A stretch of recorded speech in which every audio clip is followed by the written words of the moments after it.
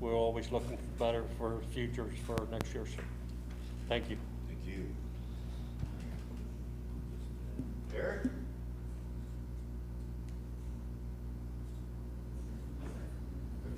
Turn around here.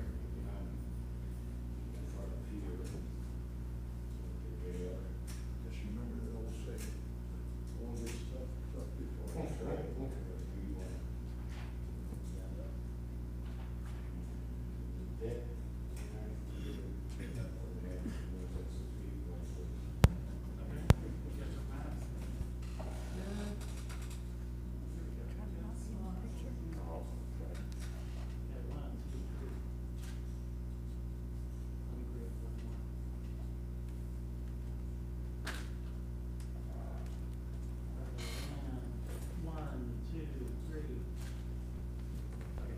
Good. Yeah, thank you. Thank you, Josh. Appreciate it. Thank you, JR. Thank you, sir. Good to see you. Take care. Thank you, everybody. Thank you very much. Thank you. Take care. All right, Lauren, you're up. Hagerstown Youth Advisory Council Annual Report.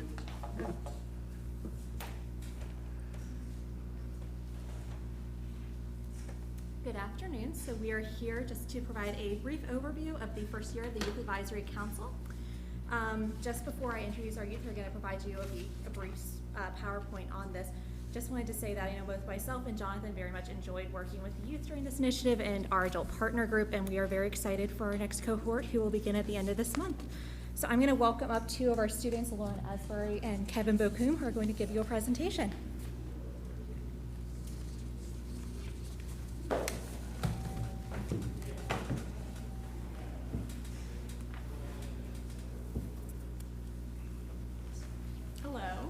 We are here to represent the Youth Advisory Council. My name is Lauren Asbury, and I was the chair this year. And I'll let Kevin introduce himself. Hey guys, my name is Kevin Bocoum, and I'm a member of the Hagerstown Youth Advisory Council. Yes, so pretty much today we're just going to cover what we've done, what we hope to do in the future, and pretty much just providing an overview of what our first year looked like. Is that the thing that does it? Yeah. So we have prepared an agenda for you today. So first we will discuss who we are and what we're doing here today, and then we will discuss our accomplishments, and then we will discuss the lessons we've learned along this first year, and then we'll give acknowledgments to the people who've helped us along the way. So here's the introduction. Okay, our purpose. The Hagerstown Youth Advisory Council was established by the Hagerstown Mayor and City Council to give Hagerstown youth the opportunity to provide feedback and recommendations regarding the community policies and programs that affect their future and take a leadership role in creating meaningful change. This is the purpose that's defined us along this year. Yeah, so overall, just our purpose is to be advisatory, and we've, hi Maya, come take a seat. I'll let you finish up your slide here, if there's anything you'd like to add. I mean, not really. I think they probably both mentioned how our purpose is ever changing, and as a council, and as we get new members in each cohort, we will evolve. So some of our goals. Some of our goals for this year is, or some of our goals overall as we meet, is we try to meet twice a month in the Bureau box to discuss issues that we're passionate about. So we came across, of course we mentioned this at our council update in January, but our three main issues that we're passionate about are the environment, wellness in a physical and mental sense, and financial literacy. So overall within our initiatives in the council, we tried to plan events and overall just ways to get involved with these three issues. To sort of inform ourselves on what we're passionate about, so we make sure we're making the best choices that we can. We invite members of the community, city officials, and nonprofit leaders that know a lot about these subjects, so that way we are well informed to act on them. And we overall like to also, since we are the Youth Advisory Council, maintain a social media presence on Instagram and Facebook, so that way we can stay current and stay in touch with other members of the youth community and figure out what they want to see. So some of the groups we've met with along during this year is we met with our city engineer, Roddy Tissue. We've met with Parks and Rec. We've met with Artists Rally to Stand. We've met with the Hagerstown PD. We've met with Reach of Washington County, and we've met with Horizon Goodwill. Outreach. So we actually do not just have members come in to speak with us. We have reached out to many local organizations as well, and we've done presentations very similar to this. We've reached out to the Kiwanis Club and the Sunshine Rotary Club, and it really is a great experience for us because we're trying to get the word out there as much as we want people to hear about what we do. So it really is a good opportunity for us to just basically say what we're all about. And overall, it's just really nice to be able to communicate with people and tell them ourselves what we're about instead of them just reading about it or hearing about it. We get to sort of represent ourselves and put ourselves forward, which is always a great opportunity. So in terms of the structure of our meetings, we decided to create subcommittees to focus directly on our main initiatives. So of course that will be the environment. Since it's important to us to have a clean and stable community, this subcommittee focuses, and we'll go more into direct initiatives a little bit later. Financial literacy, we used a lot of social media content for this, spreading information that may be less accessible to members of the community, sort of just giving quick tips, maybe information about loans, information about savings accounts, just different ways to show people things that they should know about. And in wellness, we wanted to promote physical and mental health awareness. One of the main things that drives our meetings is teamwork. Here you can see a picture of all of us working in our subcommittees to plan different initiatives. And teamwork is really essential to what we're doing. We've actually, as much as we've been stopped by the current situation, we actually have made quite a few accomplishments, and we're going to share a few of them with you guys. So looking directly, like I mentioned before, our environment initiatives, we planned this large event that we were sort of going to refer to as Earth Day event or Hagerstown Hugs Earth. So our goal was to celebrate the city that we're in and to sort of bring attention to the beauty that we have here. So in terms of partnership, we met with the Parks and Rec of Hagerstown, it's like I mentioned before, to sort of amp up their Earth Day event and bring more of a youth appeal to it. Due to the coronavirus, of course, we had to cancel it or postpone it, hopefully, to the next year. And we definitely hope that the incoming cohort finds a lot of passion in this area as we did, and that they will choose to go forward and make it bigger and better.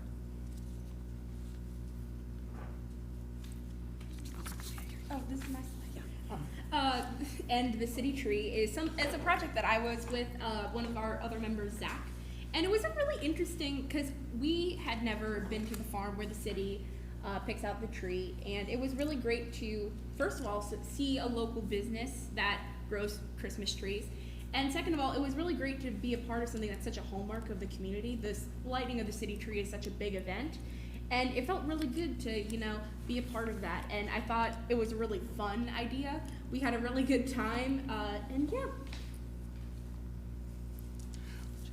Since we use so much social media for our council, we make sure to post our members' accomplishments to highlight what we've been doing, since we like to form a community aspect, not just because we're a council, but because we also try to work together as a team and as a family.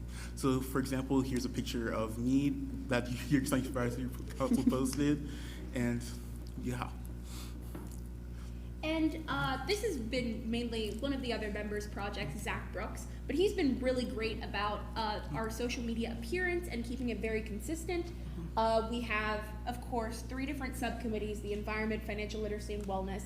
And we use the story feature on Instagram in order to post, palatable information, especially that correlates with the posts that we're doing. And we have, of course, access to all of our agendas from our Instagram page. And we share it on both Instagram and Facebook. It gives us a little bit of variety to reach different audiences. So, of course, many of our initiatives were sort of paused due to the coronavirus, but instead of just not meeting at all, we began meeting over Zoom. So instead of focusing on the in-person initiatives, we started turning more towards senior recognition and ways to sort of bring attention to a lot of things that were lost and how we can still look positively at accomplishments of seniors. So we continued even up to now to have hybrid meetings in person at the Bureau Box, and some people joined over Zoom. And that was really beneficial because even people that were comfortable to come, they still had the opportunity to be present even if they physically couldn't be here. So if someone was on vacation, like when Zach was on vacation in Georgia, he was still able to join us, which is a really unique way for us to still come together as a council. And this is an example of one of our Instagram posts that we do. This is from one of the subcommittees that I was on. It was from the Financial Literacy Subcommittee. And all of these graphics are made using the online software Canva. And basically what we do is we look for different sources that we feel would be beneficial for the community and serve it to at least the youth in a palatable way. Because sometimes, especially financial literacy information, can be really draining, really dull. And this gives it in a very palatable form so people that are interested can learn more about it. And yeah, that's basically it. So right here, we had our meeting with the Hagerstown PD, and during this meeting, we talked about the different initiatives Hagerstown PD was taking on, and we also talked about how the Hagerstown PD is interacting with our community and what we can do to help with it, and also they also give us updates on what they were doing. And we really felt inclined to have this meeting because of all the injustices going on right now and the large outpour and outrage. So we thought it would be very beneficial to have us communicate. And it was really great to have the opportunity to just ask our questions and ask what was on our mind, of course in a respectful manner, to be able to get answers that we were looking for. So this again shows that as a council, we're really looking for different perspectives and ways to inform ourselves more on the issues that we're passionate about. So now we're going to head into sort of what we've learned and what we hope to accomplish in the next coming year. So this year, as we stated earlier, we've been able to advise multiple city departments, nonprofits, and community organizations whose work somehow involves Hagerstown youth. So this year was a lot of acclimation and sort of getting ourselves familiar with how we want to run and the way that we want to contribute to our community. And looking into the future, we would like to have more of a direct advisory role to the mayor and council regarding current community projects that involve and affect youth. So rather than going to merely side organizations or nonprofits, absolutely, we hope to continue to do that, but we definitely look forward to maintaining more direct communication. So looking into applications for this, we're thinking of ways to manifest this direct communication, and our idea was biannual co-council meetings. So of course we did have our update in January, but we were thinking more of a direct conversation to talk about our goals more regularly and communicate how we can achieve a mutual interest. Sort of just being more directly advisatory and more frequently advisatory, so we work together. And we're just looking for, of course, more ideas on how to forge a more collaborative relationship, and we really look forward to seeing what this looks like in the coming year.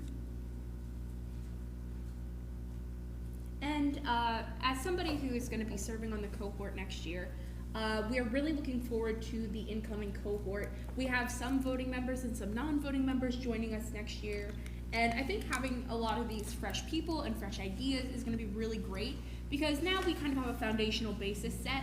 I kind of referred to it in one of our meetings as our George Washington year, where George Washington set a lot of precedent for the American government, and now we set a lot of precedent for what HYAC will look like moving forward. And I think now that we're bringing new members in, we're going to have a lot of great ideas and hopefully a lot of ways to do it.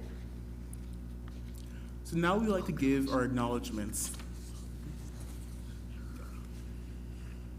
So first, we have to thank our supporters. So first, we have to thank our city staff, Lauren Metz and Jonathan Kearns from the Department of Community and Economic Development.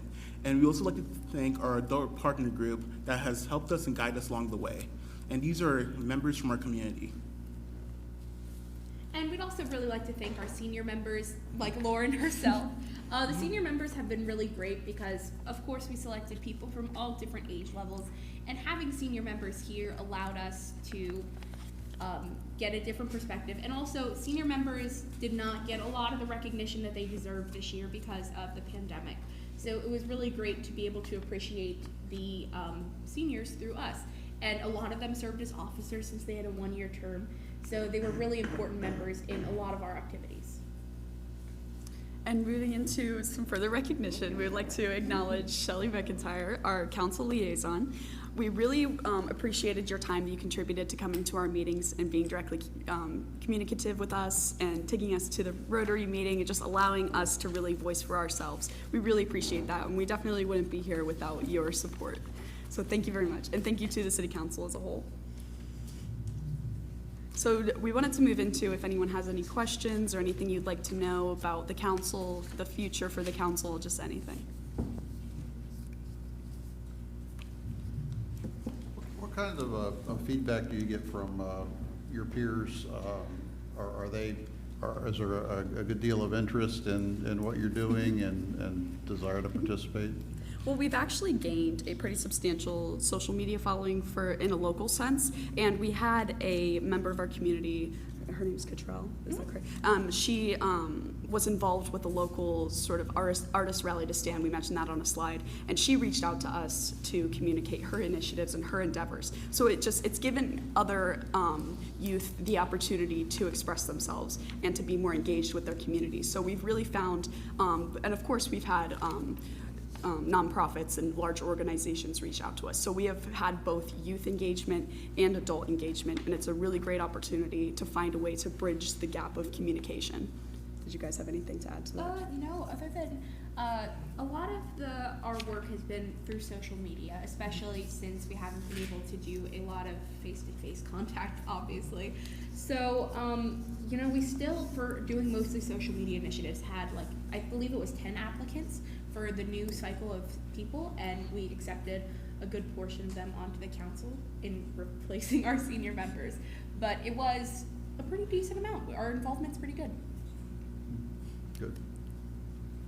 So it's given you a platform, given other youth a platform to be able to come to you with their ideas, and then you can pass them by your liaison and the senior members that are. Right. Yeah. And that's really important to us because we are, of course, representing the youth of our community. So it's really great that our fellow youth feel the comfort to come to us to sort of share the things that they're passionate about.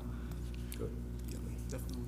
And a lot of our members, we go to different schools in Hagerstown, so we come from different diverse backgrounds, which allows us to better communicate the interests of those youth to our platforms, such as Instagram, as you've seen through our stories, and also to communicate towards different city initiatives. So I just want to definitely give a giant thank you to both Jonathan and Lauren, because they are simply amazing and work so well in communication, and hats off to you for sure.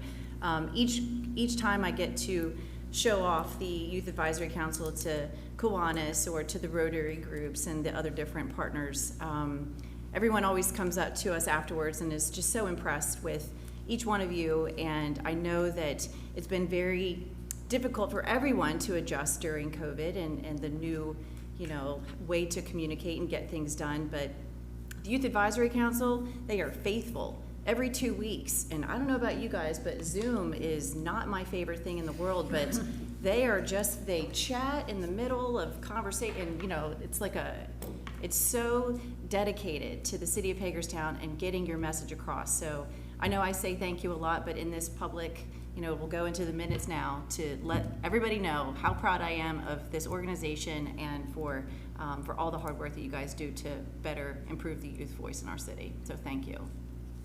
Thank you. Is that it, guys? I'm sorry? Is that it? Yeah, so we just want to say thank you so much for your time, Yeah. and we really appreciated this opportunity. Well, thank you very much, yeah. So as I leave this year, I really look forward to seeing what they do, and I'll definitely stick around to see what happens. So thank you. Yeah. Thank you guys very much.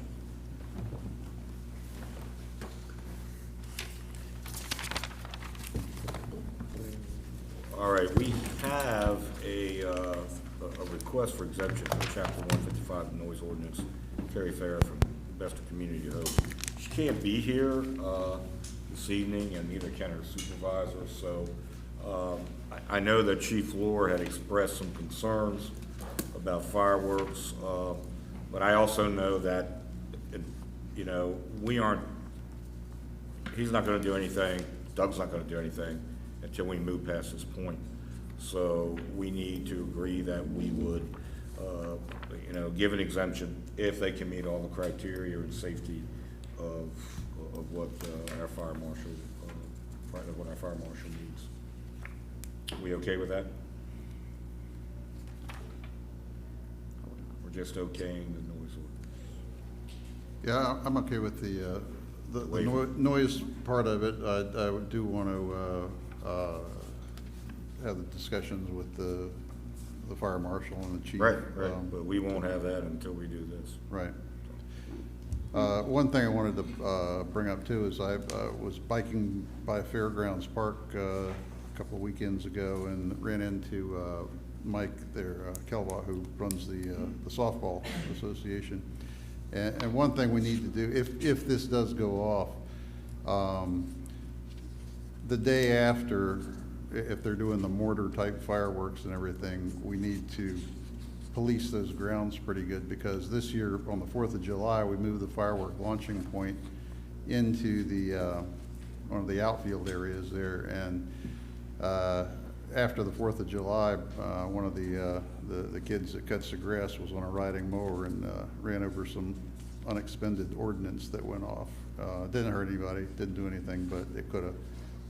So we need to, if we do shoot stuff off of the Hospital Hill there, we need to. Well, I can tell you that every time we had fireworks at Hagerstown Suns, we spent the next 3 hours cleaning up. Yeah, apparently we didn't do that on the 4th, so. Yeah, well, I'm pretty sure that's probably the Zambelli who we contracted that with to take care of that.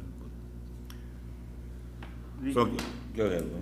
The only concern I have, or a comment and concern, the concern I have is the quote that if the shoot proceeds, I believe the Hagerstown Fire Department will need to place additional spotters and pre-position units to minimize the risk. I just want to make sure that this is not going to place additional expenses to the city.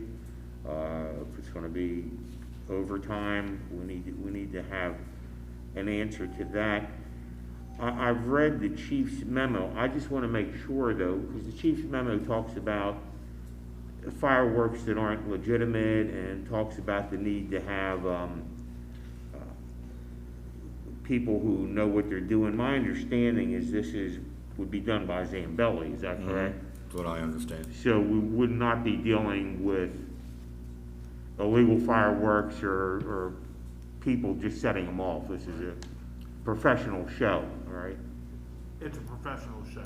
This is gonna be the same kind of exception that we give to the donut drop kind of an evening where, it has to be approved by the fire marshal, it has to be a plan, all those things have to be in place. I understand, and maybe we could hear from the chief about.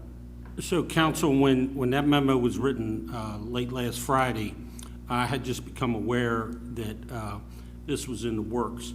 It was undetermined at that time whether it would be professional or just a community group that would travel to one of the fireworks shops out of state, accumulate their shoot or whatever. Since that time, we've updated and found out that they intend to hire Zambelli, but no application has been made, and that's a two-step process. So Doug's staff has to sign off on the plan, the application, and then ultimately the state fire marshal's office has to approve the shoot, and we're running out of time. As I sit here today, there is no application process for this thing. So our history with similar type things, whether it be the Hagerstown Suns or whoever, has been it always went through Kitty Clark's group. The logistics involves HPD, involves engineering, involves Eric Dykey, Public Works, the fire marshal's office, and to the best of my knowledge, none of that has been accomplished. So we're down to just about 30 days. I'm not confident we can get it through the state. Well, that'll be their issue, though. Yeah. Yes. Okay. Thank you, And Chief. we have no comment about the noise ordinance. That's not our. Right, but we have to be the ones to waive the. I understand. Right, now I understand now the difference between the memo and what we're being Yeah. presented with, which is different. Thank you. So we're all okay with We're all, that? I'm Yeah, okay with I'm it. okay. Thank you. Yes. All right, next up, we have the Civil War Railroad Trail, Chip?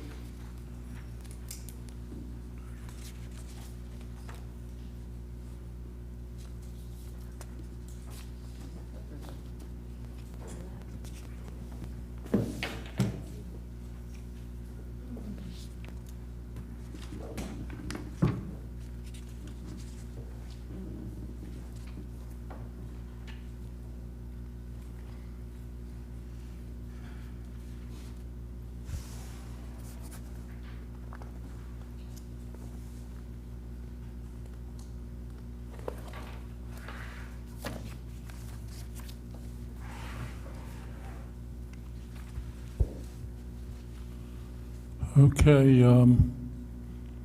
good afternoon, Mayor Brucci and City Council and city staff and members of the audience.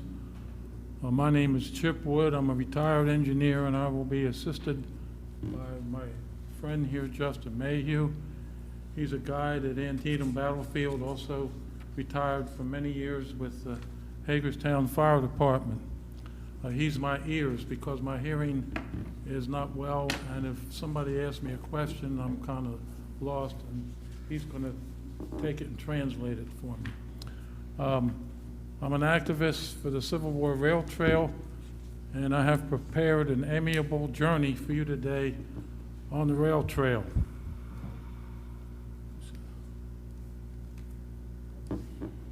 The packet you councilmen received and the mayor, it's 3 pieces. The first 3 pages here with a map and the explanation is the next page and a list of tourist sites. These 3 pages are the most compact set of information you can get on the rail trail. If you read these 3 pages, you can learn a lot about the rail trail in a short time. This is 8 or 9 pages copied from Rail Trail magazine. It explains about the good fortunes of what's called the Gap. It's the Great Allegheny Passage. It's a rail trail that goes from Cumberland and Allegheny County all the way up to Pittsburgh, and it has transformed the economy and the recreational opportunities between Cumberland and Pittsburgh. There's a lot of good reports and features in here about trails. This third one is 15 pages. It's a report that I did 3 years ago for the county commissioners, and this explains more history of how the trail came about, how the state purchased it, opposition concerns with the trail and whatever, and this is details to read, and I'll get on with the easy part. There again is a 1-page map of the rail trail, and you can see it goes 23 miles, that red line, from the City Park down to the C&O Canal. Coming out of City Park, you go about 2 miles to Oak Ridge Road, and that 2 miles is in the Hagerstown city limits. You go 3 more miles to Roxbury Road, and that is in the county. And those 5 miles still have active railroad track. There's a train that runs 2 or 3 times a week to serve that conservative recycling facility down there near Roxbury Road. After that 5 miles, then it's 18 miles to the C&O Canal towpath, and those 18 miles are owned by the state, DNR, the Department of Natural Resources, and those 18 miles, the tracks have been removed. All right, so now, what is the Civil War Rail Trail? It accommodates all ages and handicap for walking, bicycling, jogging, wheelchairing, cross-country skiing. It offers benefits such as health, recreational, educational, cultural, commuting, and tourism. It's a safe place to walk and ride your bike and learn history. Another name would be a family health and recreation trail.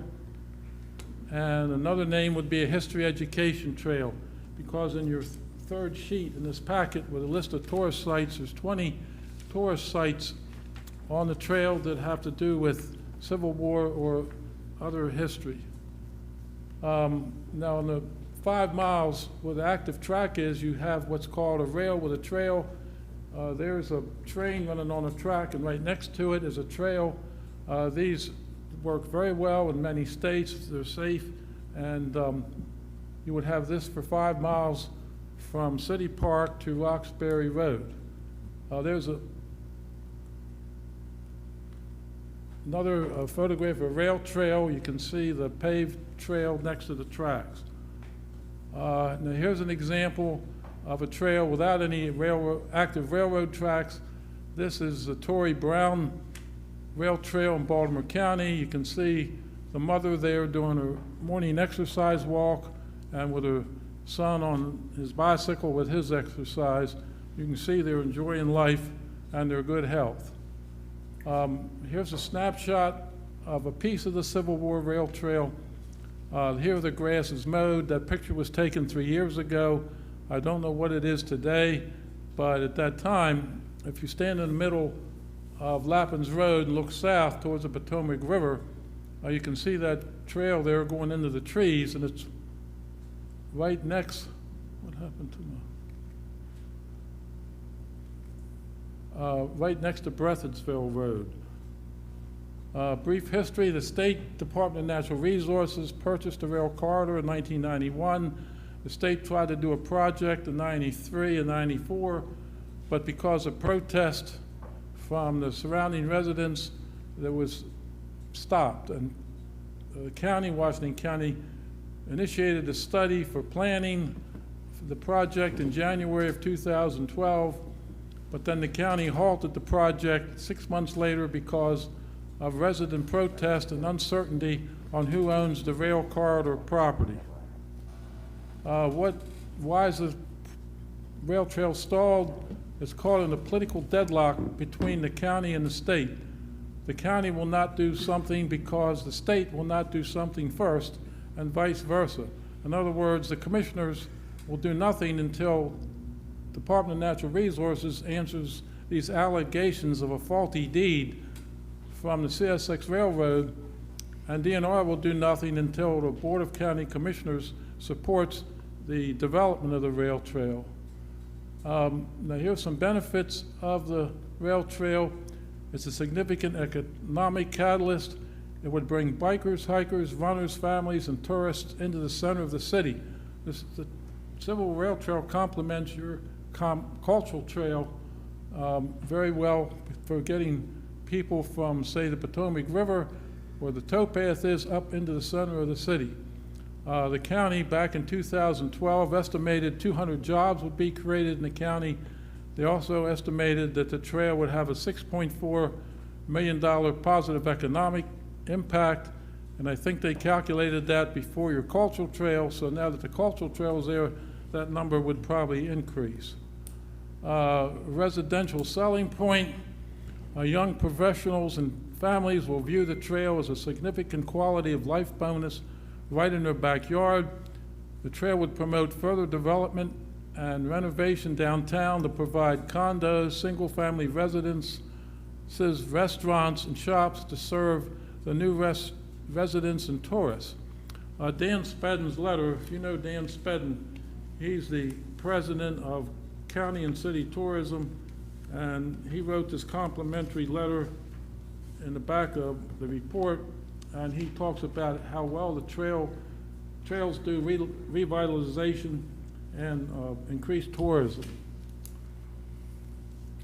Dying Swan Song, alas, in 2012, all pertinent parties, i.e. the city of Hagerstown, the county commissioners, town of Keedysville, and the state DNR were all firmly behind the rail trail when a small group of landowners claimed the state did not have the legal right to develop the old CSX right-of-way. And then the Board of County Commissioners suddenly voted to abandon support for reasons that no one has been able to adequately explain. So all the economic and public health benefits of the trail have been in limbo for 8 years due to this unsubstantiated claim that the state does not have legal right to develop the right-of-way. They're saying the state received a defective deed from the railroad.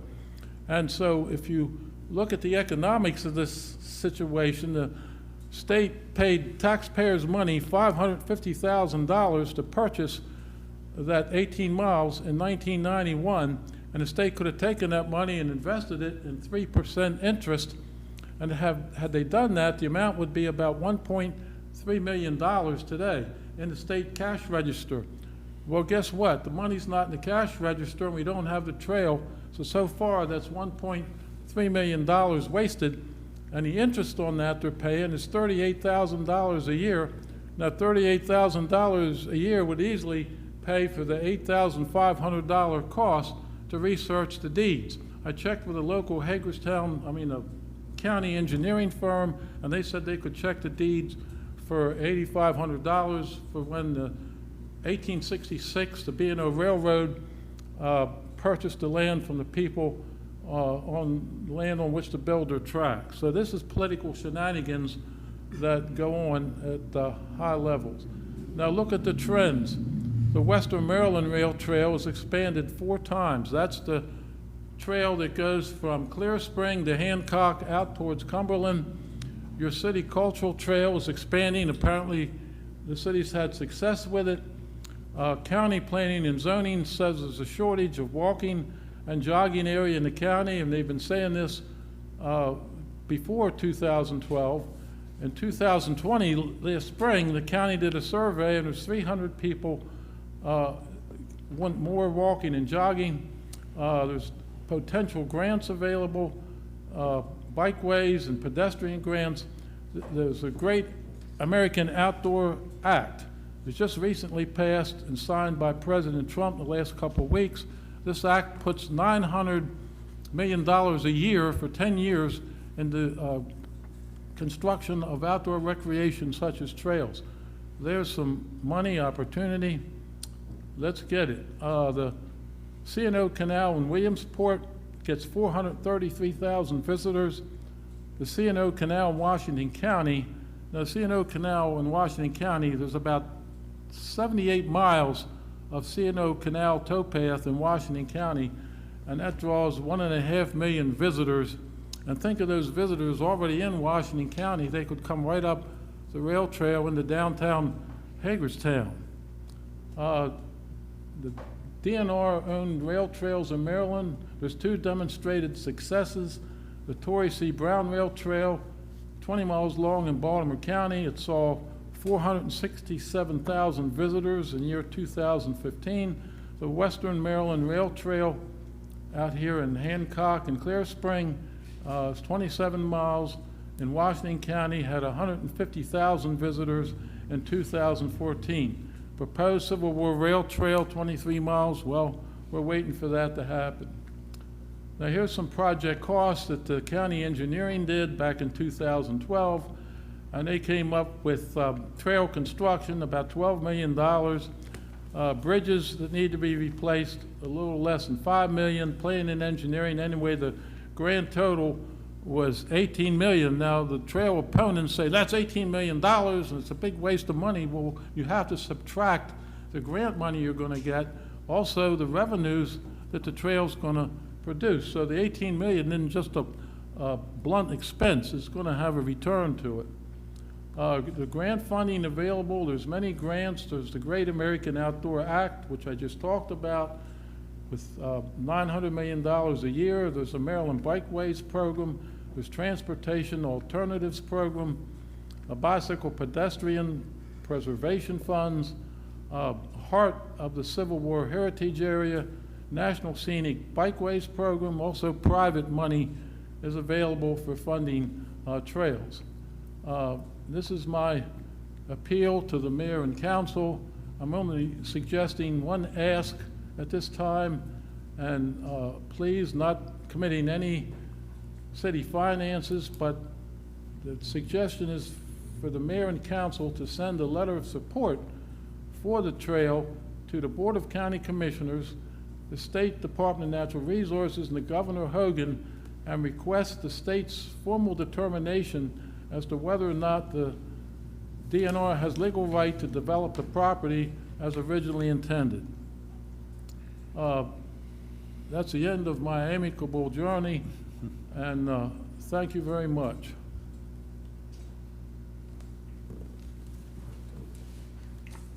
Any questions, Chip?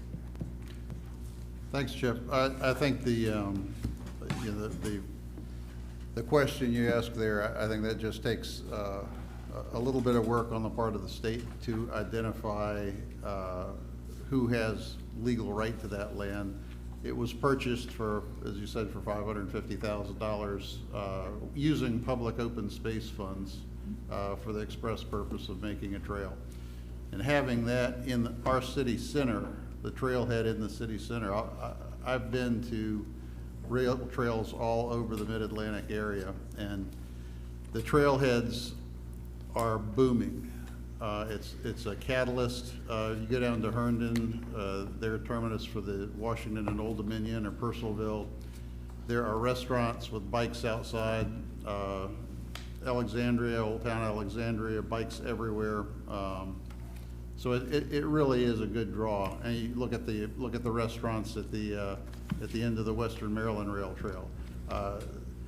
Without the bikes there, they'd be hurting during the summer. So it is a catalyst, and as you pointed out, drawing people downtown. It's a real opportunity for people who want to live in Hagerstown to have that kind of resource right there in their backyard. So I think it's I support what you're asking for. I'm with a letter of support as well. And I am too, but I also completely agree with everything that our councilman has said. I completely agree with Austin. I have ridden many of those trails also and have found the same thing. My only question is, one, how do you handle the active rail line? Like I said, with the railroad trail idea, I showed you 2 photographs of active tracks with the trail next to them, and they work very well. Okay. A number of states, there hasn't been problems I'm aware of, and there's still a viable way to do a trail when you have the active tracks. That's fine. I'm just curious. The York Rail Trail has the same thing with an active trail. Good. Never, I don't think there's ever been any issues there. Good. No, I totally support it. Mr. Wood, I'm in support also. I rode for the first time on the Western Maryland Bike Trail this weekend after years of begging my husband to go. So it was awesome. And what a great time for you to be able to present this with with COVID and everyone wanting to do more outdoor activities and be on the bikes and on their, whatever they can do on the trail. So I also am in support of the letter. So thank you for bringing it to our attention. One thing I can add as a guide at Antietam is we get a fair amount of business of people on the trail from Pittsburgh to DC and vice versa. They love stopping by the battlefield and doing like a 3-hour tour. Yep. So it has definitely increased our business. Buddy Lou's was packed. Oh, yeah. All right, we'll put together a letter of support. Thank you, Chip. Thank you. Thank you. We'll send a copy to the county, just so they know. They'll send it.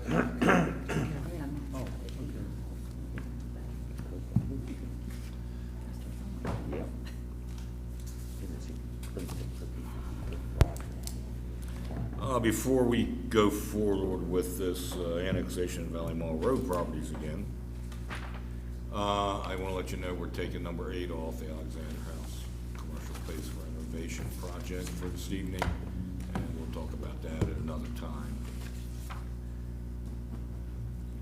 All right, Megan, one more time.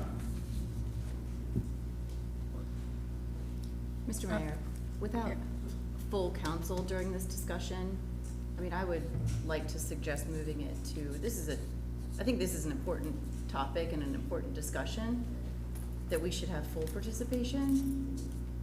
It's just my opinion. Agreed. I don't have a problem with that, given the fact that there's no emergent issue here. And there's a vote on it later.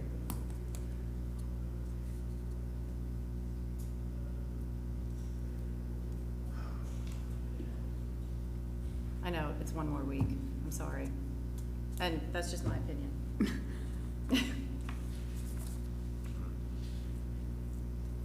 Well, I guess we'll see you guys next week on this one. Megan, you can stay there and talk about Thomas Bennett Hunter. Sure. So the other annexation we're here to talk about is Thomas Bennett Hunter and other lands. This is another pre-annexation agreement that the city activated. This one's from 2015. It's a total of 21.15 acres, and it also includes a portion of Halfway Boulevard right-of-way and the CSX right-of-way. County zoning is HI and IG, industrial general, and the proposed city zoning is also IG.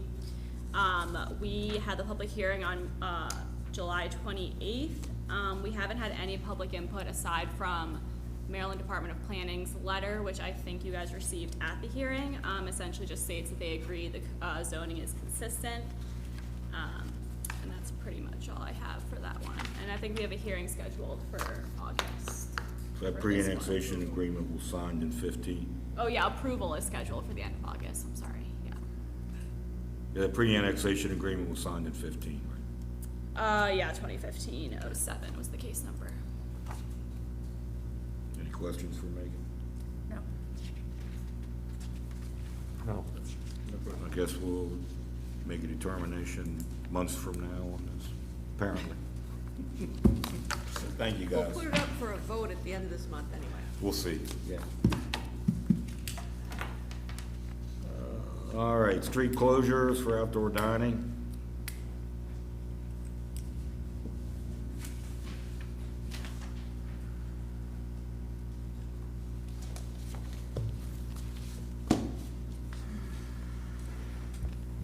Good afternoon. We're here tonight to talk about street closures, specifically the unit block of South Potomac Street to accommodate outdoor dining in response to the COVID crisis. And for background, we did a street closure on Saturday, June 13th. And the street closure was from 3 p.m. to 9:30 in order to facilitate outdoor dining from 4 to 9 p.m.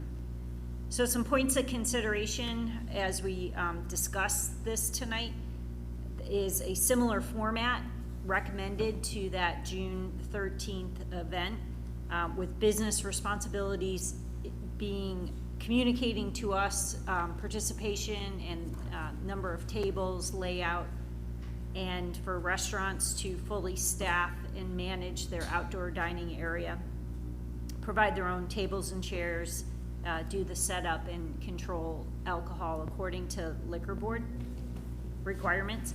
The city would be responsible for setup and takedown of the barricades and also traffic control signage, equipment, and also communicating traffic advisories for each event. Some additional points of consideration as our logistics committee met to discuss this since last week. The fire department recommends this format of closing and barricading the entire street to assure the safety of the patrons. And the idea of parklets is not recommended by the fire department, that the tables and chairs would be set up in such a way that would maintain an emergency fire lane of 1 lane wide. And so no through traffic through the event area, but maintaining an emergency fire lane only for emergency vehicles. We have a need to gather input in order to have full feedback on this proposal. We've done some of that, and Caitlin will talk about that. And then also the idea that downtown restaurants not located in the unit block of South Potomac Street, certainly through our marketing and promotion of a program, could continue to promote takeout orders for customers. And I think we're very fortunate in Hagerstown to have the public space that we have with University Plaza and the Cultural Trail. So really using those assets as a location for outdoor dining through takeout orders.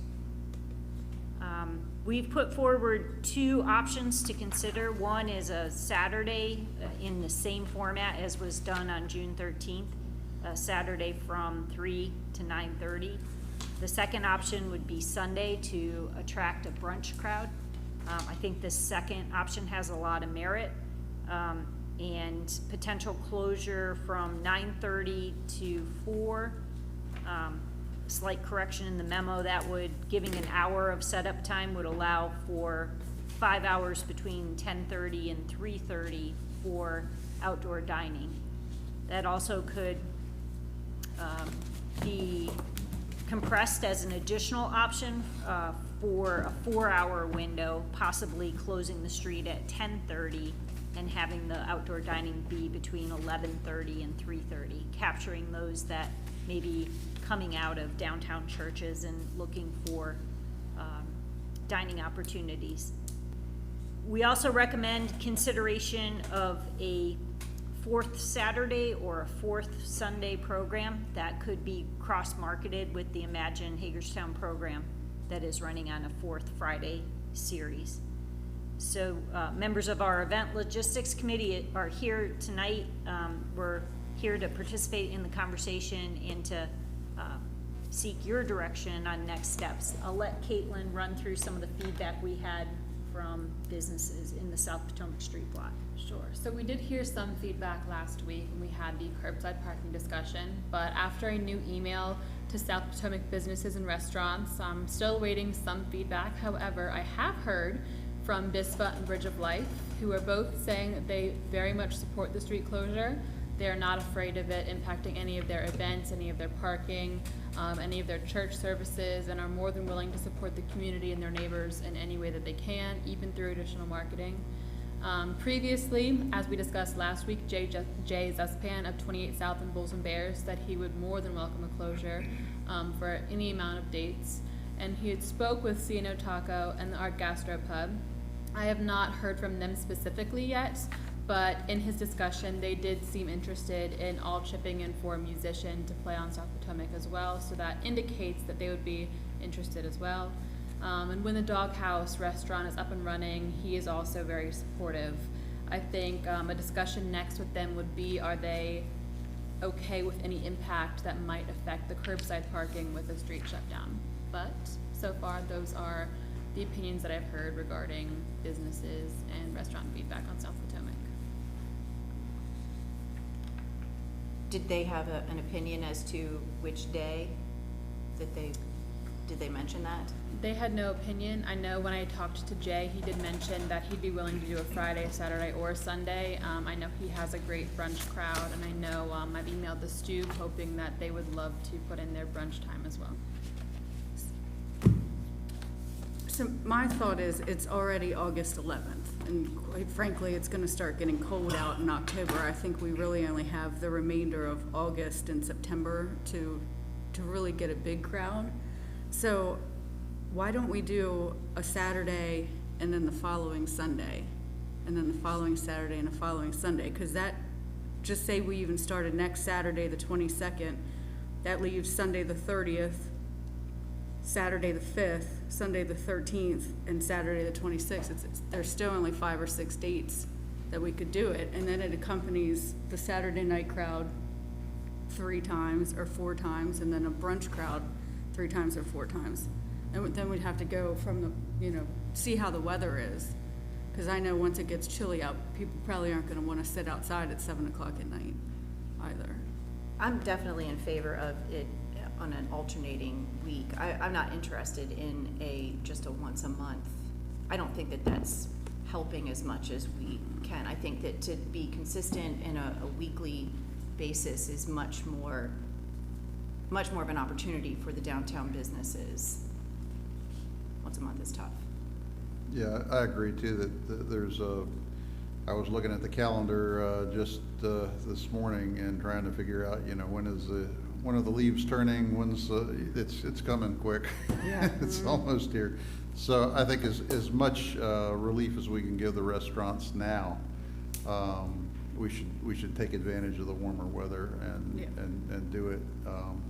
And I think, everybody can figure out how to deal with a road closure and get around. It's not that big a inconvenience to get around that block.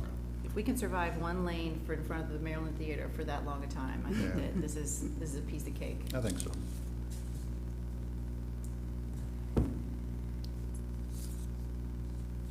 Well, I guess it's all gonna depend on how the restaurants feel about that kind of schedule too. It's a pretty aggressive schedule.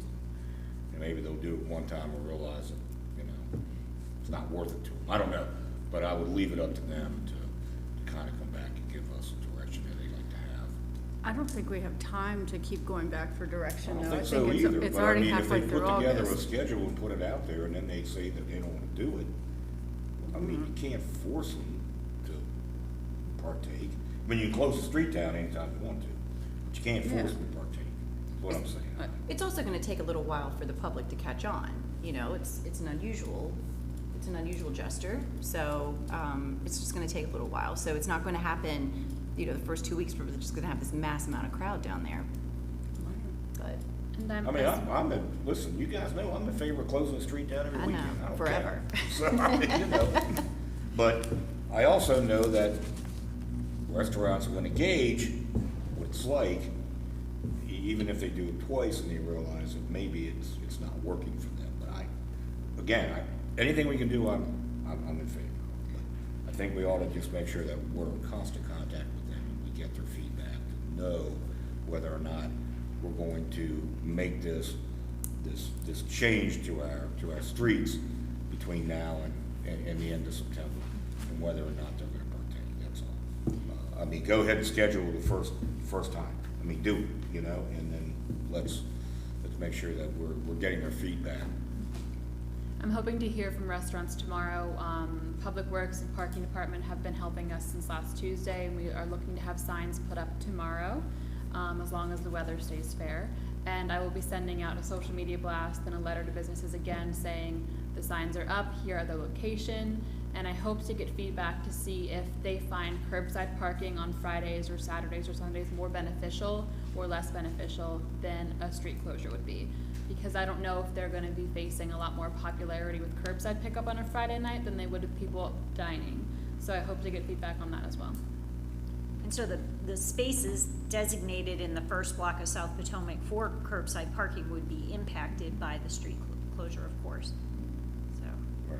and just to repeat back the direction, is a Saturday closure, the following week a Sunday closure, the next week a Saturday closure, the next week a Sunday closure, that type of alternating pattern? That's what I think we should do, and then if it doesn't work, we can adjust moving forward. If no one shows up for brunch for 2 weeks in a row, we'll just adjust. I think at that point, it's on what's working best for the restaurants. Yeah, they may have a preference as to, because that's a lot, the mayor's right, going back and forth may be a Can you little say that challenging again? also, what? Can you say that again? I will admit when you're right, it's rare, but I'll admit it when it happens. But I do think that, as a business owner, going back and forth and adjusting that and getting your patrons to catch on and such like that might be a little challenging. I do know that Cannon Coffee, one of their core values is to not be open on Sunday.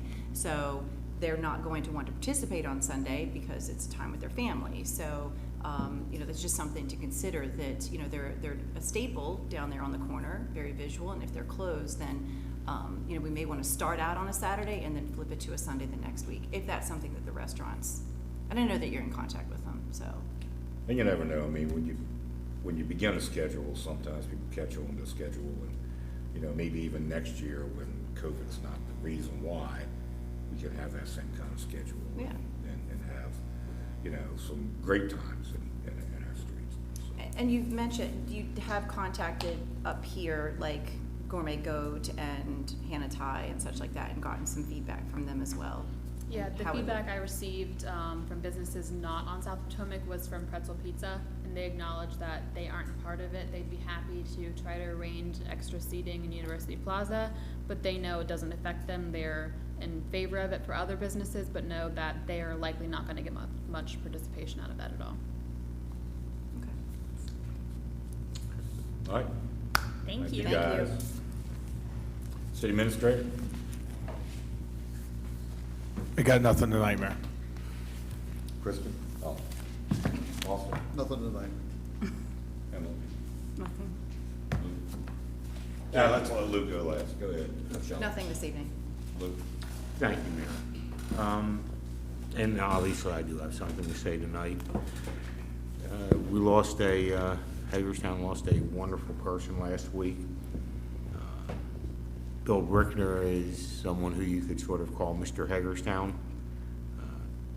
I was very lucky. I was appointed to the council in 1994, and Bill was on the council at the time. He was one of the folks that appointed me, and I was lucky enough to serve the balance of his 16 years on the council and his 4 years as mayor with him. And there are nothing but wonderful things I could say about Bill Brickner. Without getting into a lot of detail, I guess my one story is, for things I won't go into, but pre-1994, Bill Brickner would have had reasons maybe not to like me so much. When I came up in front of the council in '94 for the appointment, Bill was a strong supporter, and within 48 hours of that appointment, I spent a solid 8 hours in the car with Bill, driving around this entire city with Bill pointing out this and that and this and that, and made me very knowledgeable about things that I had no idea about in this city. And he could not have been a kinder human being to me and everybody I have known in my career than Bill Brickner was. He was as knowledgeable as could be, and the only thing that I can say that rates right up with Bill was his wife, Jan, who was the same type of quality person. Bill will be missed by everybody. I say 16 years on the council, 4 years as the mayor, the first city administrator we had in Hagerstown, and what a difference for those who know the history of the city of Hagerstown government when the charter was amended after the '81 election to provide for a city administrator government. It could have gone in a lot of different directions, but under the leadership of Bill, it went the right way. And we now only have our fourth city administrator now. The last thing I would say is I would make a recommendation to this body. We have Memorial Park, and nobody gets inscribed in that Hall of Fame unless they've been deceased for 20 years, and I'm not suggesting that we should make any change to that policy. What I am suggesting, however, is maybe I'm missing some folks. I hope not, and apologize if I do. But in the years since we have created that Hall of Fame in that park, I can't think of anybody more deserving to have their name inscribed there than Bill Brickner during this time frame. So I would urge us to make a new category on that Hall of Fame, and not just be those people that whatever current council is in existence at the time thinks need to be emblazoned on that list to be considered in 20 years. I would like to know that somebody would remember that name needs to be under consideration and not wait 20, 25 years for another body who may see nothing but a picture there to come up with a name. So that would be my suggestion for the minimum for us to try to honor Bill, to get his name on that list for consideration. Thank you, Mayor, that's all. Thank you. I'm going to piggyback a little bit on Lou. Bill and I got along actually famously for the entire time that I was mayor and he was on the council. And we both supported the city of Hagerstown in every fashion.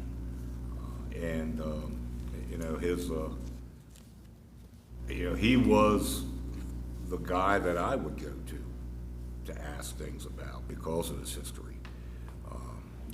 We had wonderful staff, but heck, Bill had been around longer than any of them when I became mayor. So, I looked to him a lot, and as I said in my Facebook page post, we lost a great patriarch because that's what he was for us. He was the father figure of the council for years, and we looked up to him, and he brought a history to that council table that was unmatched. So he's going to be sorely missed. And Lou, I agree that we should, in some way, make a record that his name be suggested 20 years from now. So he'll be missed greatly. He was a great man, and I enjoyed him. So with that, we're adjourned. See you next week.